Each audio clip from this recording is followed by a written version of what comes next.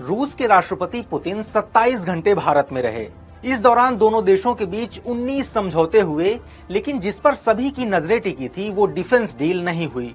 जबकि भारत को सुखोई 57 जैसे 5वीं जनरेशन के फाइटर जेट और S-500 जैसे एडवांस एयर डिफेंस सिस्टम की सख्त जरूरत है। पुतिन के प्रेस सेक्रेटरी दमित्री पेस्कोव ने भारत दौरे से 3 दिन पहले डिफेंस डील को लेकर इशारा किया था।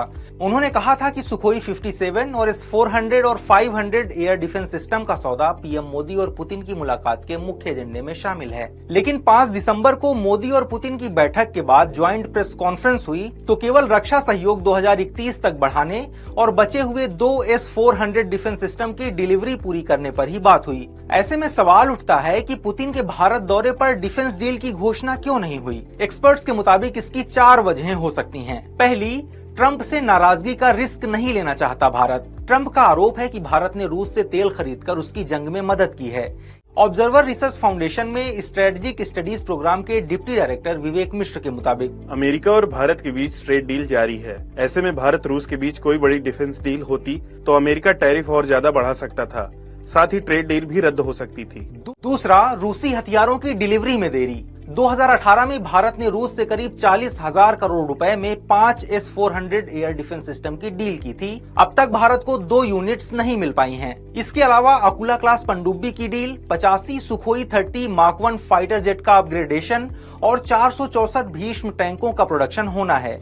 ये सभी डील की डिलीवरी पूरी नहीं हो पाई है। इसकी सबसे बड़ी वजह रूस यूक्रेन जंग है। पश्चिमी देशों के प्रतिबंध के चलते रूस को इलेक्ट्रॉनिक्स और इंजन पार्ट्स नहीं मिल पा रहे हैं। ऐसे में भारत सुखोई 57 और S-500 की डील करके एक्स्ट्रा लाखों करोड़ रुपए नहीं फंसाना चाहता। तीसरी वजह, पुतिन का दौरा डिफेंस डील के लिए था ही नहीं। फॉरेन एक्सपर्ट और जेएनयू के प्रोफेसर राजन कुमार कहते हैं, पुतिन का दौरा नए रक्षा समझौते के लिए नहीं बल्कि ट्रेड पार्टनरशिप बढ़ाने और कूटनीतिक मैसेजिंग के लिए था। चौथी और आखिरी वजह, भारत हथियारों के लिए रूस पर निर्भरता कम करना चाहता है। सिप्री की रिपोर्ट के मुताबिक भारत दुनिया भर से जितने हथियार खरीदता है उसमें 2012 तक 72% हिस्सेदारी रूस की थी, जो 2024 में घटकर केवल 36% रह गई है।